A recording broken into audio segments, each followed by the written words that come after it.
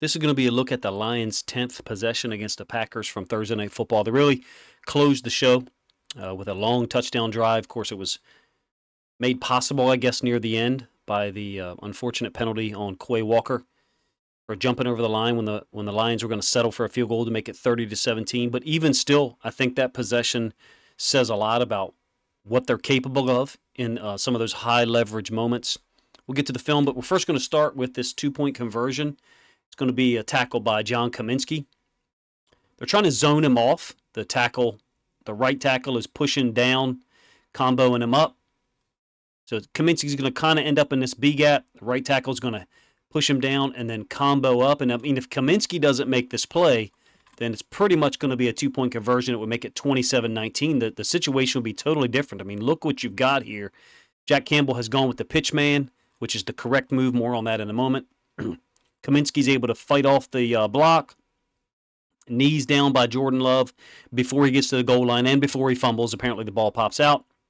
Great play by Kaminsky. One more thing on Campbell here. One of my favorite positions to ever coach, outside linebacker, nickel, strong safety, whatever. Now Campbell's playing, outside linebacker edge position, but on this speed option, what you want to do is you want to take someone out. Now, I will be honest with you. Some of y'all are not going to like this.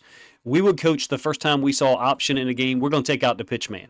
And we're going to tackle him because we want him, the pitch man, the running back, to know that if his coach calls it again, keep it in the back of your mind that we're going to light you up. Something, cumulative that we would apply over the course of the season. And what we found was by week 4 or week 5, nobody ran option against us. All right, let's get to the actual offensive film. The 10th possession, like I said, this was going to be about. This is the first and 10 play. First play of the drive is 27-17 and a screen to Montgomery into the boundary. Now, I keep talking about the boundary. Ironically, the two offensive coordinators whose film I watch, Todd Monken for the Ravens, Ben Johnson for the Lions, both attack to the boundary a lot. So let me address something about that. The hashes are really close in the NFL. So there's more space from this hash into the boundary than there would be for like a college hash or even high school where it's even wider. So for some, it's not as big of a deal, but there is an element to a commitment to attacking to the boundary. You got a one-man screen here for Montgomery. Beautifully designed play, if you ask me. Great timing on it, using Sewell to get out there. Not that the Lions' offensive line wasn't good in previous weeks, but when you have Decker out there at left tackle and you can put Sewell over there on the right side, it really balances things out. Borderline unfair. 2nd and 2, same side run to Gibbs. Gets 2 yards, so it's not a huge gain. I really like this concept. I think he had a 6-yard gain on it. This 2-yard gain, maybe another 6 or 7-yard gain. Same side run is Pro Twins A. So this is the pro side, the Z in the tight end. This is the twin side down here to the bottom. You're welcome to use whatever terminology you want, but this is what I'm giving you. And then A is the running back and the tight end on the same side. So same side run means Gibbs is going to get the ball from Goff, who takes it to him because it's a same side run. He's not trying to cross Goff's face, and then that times it up with the pulling lineman. 77 doesn't wrap up for whatever reason. He chooses to basically double kick out the edge defender. I'll pause it so you can see what I mean. Pulling the left guard and the center. The center should wrap, and in this case, nobody shows up. At least he thinks so. So he chooses to kick out the next guy, and by that time, Quay Walker has shown himself to be in the hole. Were you to get up to Quay Walker, potentially, 4, 5, 6 yards in total, but in any case, it's a first down. 3rd play of the drive, beautiful, probably my favorite play of the game in terms of what they ran. Play action to Montgomery. Now it's to the wide side of the field. I misspoke in the reaction video and indicated that this was to the boundary. It was not. This is to the wide side of the field. If you're a hardcore Lions fan, you know that bunch under center is one of Ben Johnson's base formations. I'll try to do a video late in the week on this, and I'll show film from 2022. If you may recall this formation, 58, 56-yard jet sweep to Amon-Ra St. Brown to the field against Washington, week 2 last year. And then on a 3rd and 12, late in that game, trying to close the show on that game, runs a jet sweep to St. Brown for 11 yards. Very next play, completion, 4th down, closes the game out for them. This is bread and butter stuff for Ben Johnson. You got the jet motion, Goff hasn't snapped the ball yet, so clearly the ball's not being given to St. Brown. Pass play, right? Well, a little bit of a play action. You can see Quay Walker is very aggressive coming downhill. This guy, not so much because he's getting a pass read from the tackle. Play action. Now you've got Walker kind of isolated in space with Montgomery.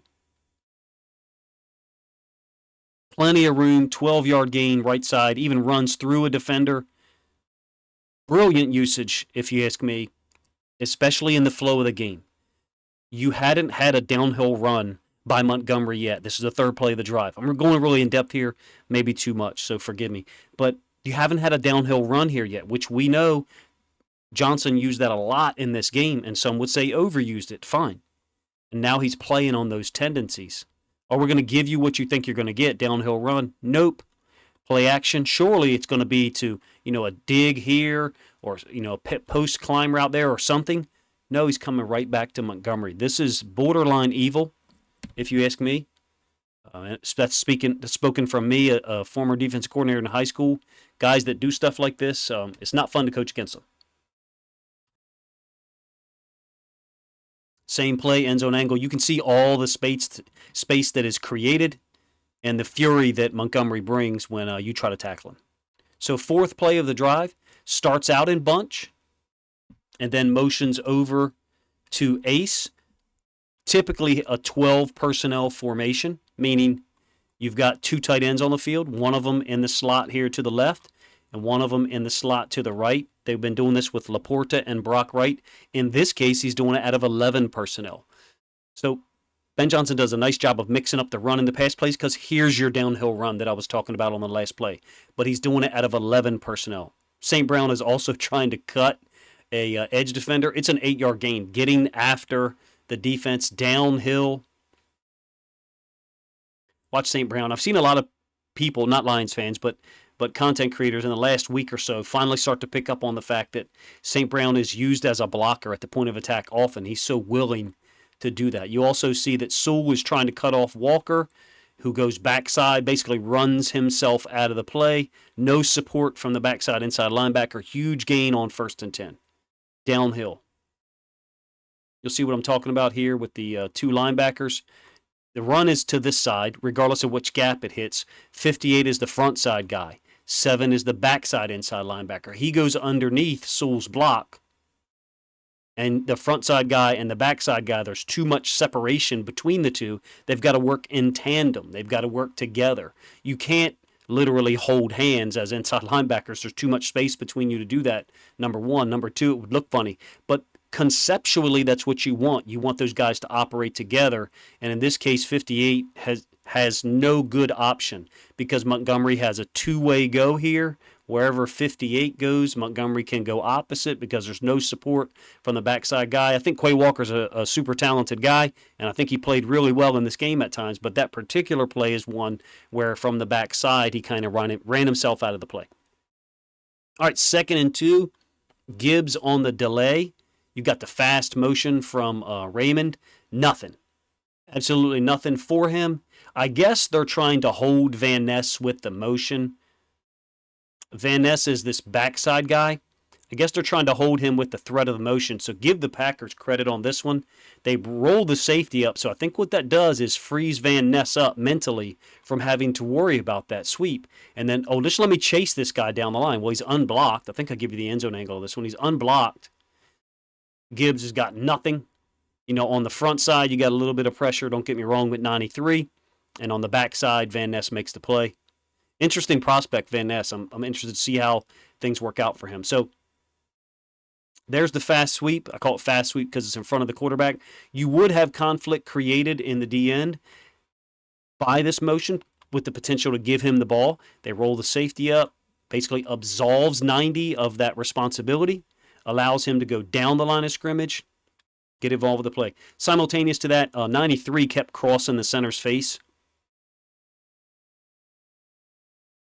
He did it earlier on in the game, and he paid for it because opened up a 2-gap bubble. So 93 is a nose tackle here. He's going to cross the center's face. That, along with Van Ness running down the line of scrimmage, really clogs this up. No gain for Gibbs on a 2nd and 2. 58's there also. Creates a 3rd and 2. twin slot A. So Gibbs is in the backfield again on this 3rd and 2. And this is going to be zone away from the tight end. And I don't know if I give you the end zone angle, but 93 does the same thing that I just described to you. He's lined up. I'm going to describe it here now because I don't know if I show the end zone angle or not. He's lined up in the A-gap, same place he was on the last play. And he's going to cross the center's face. So he's stunting to the other A-gap. Well, it opens up a 2-gap bubble. You can see all the space that's created by him stunting inside there. Van Ness, the D-end, is outside of Decker. Same situation I described on the 8-yard run by Montgomery, except now it's Walker who doesn't have a good choice because Gibbs basically has a two-way go. Walker's got a lineman right in front of his face. 93 stunting inside really left the inside linebacker out on an island, and you can't do that against NFL talent. All right, I didn't give you the end zone angle. My apologies. Picked up the first down now. 1st and 10, 39. Same formation. And this is something I think Ben Johnson is brilliant at. Same formation I talked about, that 8-yard run on the 4th play of the possession here. Remember the 3rd play I said, there's been no downhill run. He hits Montgomery out in the flats on the play action. Then the very next play comes back with the downhill run. Like I said, evil SOB. Same formation here as that downhill run. The zone to Montgomery. And now it's going to be play action pass. You've got Laporta in here and then St. Brown in there. Exact same motion utilized to get you there as well. Starts off with bunch. St. Brown gets you over there. This is the diving catch by Reynolds to the boundary on a great throw by Jared Goff. Using the same formation and running multiple plays out of it sounds pretty basic, right? Sounds like everyone should do that. Believe it or not, there's a lot of offensive coordinators that they get into this formation to run 2 plays. They get into a different formation to run these 2 plays, maybe 3. They get into a third formation and they only run 2 or 3 plays out of that. A lot of it's dependent on down and distance and the personnel, and there's multiple ways to look at it. At times, you need to look at it from a formation as the platform. And Ben Johnson is a guy who utilizes 4 or 5 platforms and runs 6 plays from each platform. It's a nightmare to try to deal with as a defense coordinator. This goes for a 20-yard gain, under center play action, little counter step by Montgomery, maybe a little bit too elongated now that I look at it. Great throw by Goff in a place where only Reynolds could go get it. I looked for a still shot picture of this catch by Reynolds to use as my front for the reaction video Thursday night, and I just couldn't find one. I looked everywhere. It's like nobody knows who Josh Reynolds is. They will soon if he keeps playing like this. 20-yard catch. That was not his best catch of the night. We know his best catch of the night was the one-hander against man coverage in the first half. 20-yard gain on that 1st and 10 gets them down to the 19. And now they go 12 personnel. I called it 21 personnel. I don't even know if I shared my game notes. I try to make a habit of doing that for every Ravens game and Lions game. The game notes is how I keep track of everything. I'm actually looking at it right now. It's, down, distance, personnel, formation, run pass, the scheme, and then a gain, the result. So I'll share it in this video. I mistakenly labeled this as 21, and I put up the raw notes. Like I don't correct it a day later or whatever. Like I don't care. It's just my notes live, but it helps me when I go to look at plays to create content later. This is 12 personnel, but it's a 21 formation. Usually you'd have Kabinda here as the fullback. In this case, it's another tight end. Lead zone. Really nothing there on the front side, but Montgomery makes a nice cut to the outside to salvage, I think, 3 or 4 yard gain, bouncing it outside. Lead zone to the tight end side. You get pretty good job by, I think, Wright and Sewell to get control of their guys, kind of expand them horizontally. Wright stays on his guy, gets a pancake. Montgomery, physical run, nice cut. He's underrated in terms of his cutability. All right, 13 personnel. This is where it got a little wonky for me. I wasn't a huge fan of this call. 13 personnel with a specific receiver on the field. I think it's number 80. So you don't have Reynolds. You don't have St. Brown on the field at all. You've got 3 tight ends to one side and a specific receiver. I'm very interested to see the further usage of this. The Packers, I think, knew that run was coming. I mean, Quay Walker jumps through. A DN stunts down. Pretty easy stop in that situation. Creates a 3rd and 9. Draw to Gibbs on this 3rd and 9 from twin slot B. Maybe it's a trap, actually. Gets 6 yards.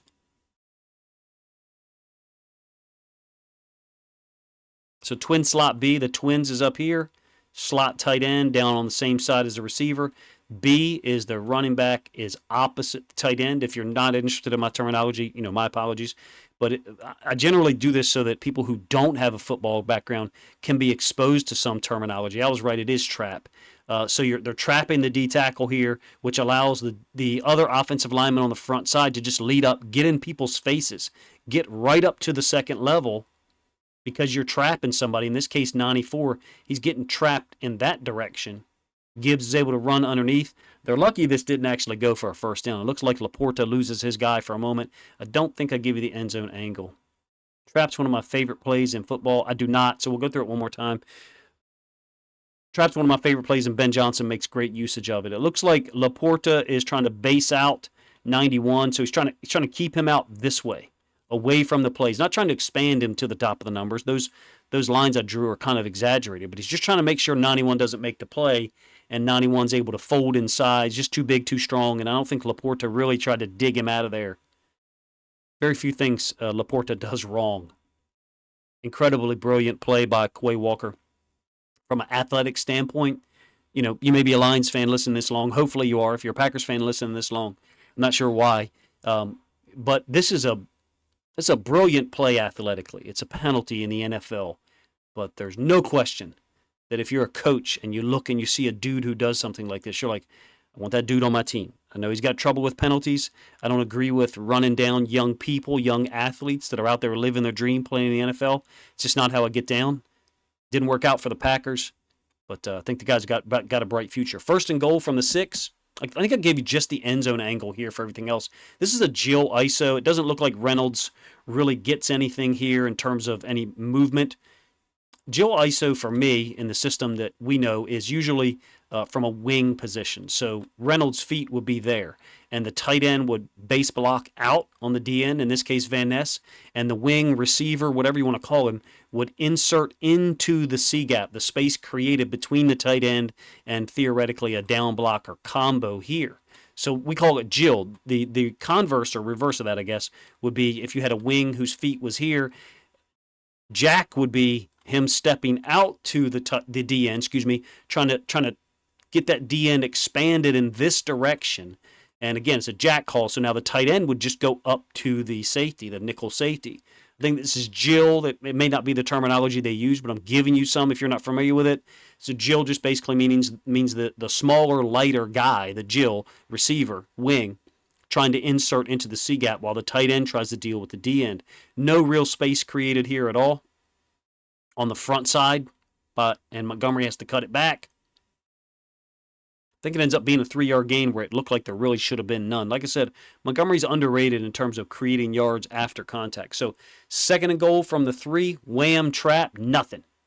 Looks like confusion here by 73 and Laporta. I think Laporta's correct here. They're trying to trap the D tackle. And I think it's this guy right here they're trying to trap. He's the guy that's been crossing face all game, crossing the center's face, 93. And for whatever reason, 73 takes him, maybe because he sees 93 stemming down in this direction, like I described twice on earlier plays. Again, I don't think I gave you the end zone angle, so it creates a difficult situation for me to explain when I don't have that end zone angle. Let me check. No, it did not. In any case, look, 73 is a great player, so he knows what he's doing. But for my money, if this is the guy you're trapping, that's the guy you're trapping. You got to leave him alone. And if they do, I think they've got a pretty good chance at a nice football play here. The only difference is Montgomery's got to take this off of the backside of Laporta's block. For you right now watching this, you're going to say, well, Coach, this guy's not being engaged. I don't think this lineman 73 is supposed to be engaging him. I think they're supposed to be dealing with this guy and this guy, leaving this guy alone.